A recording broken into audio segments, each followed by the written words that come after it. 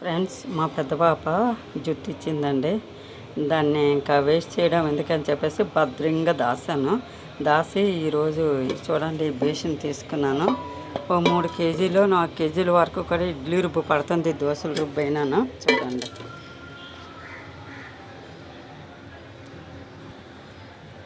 మా చిన్నప్పుడైతే జుత్తులు పడేసేవారు, లేదంటే సవరాలు వచ్చి ఏరుకొని వెళ్ళిపోయేవారు.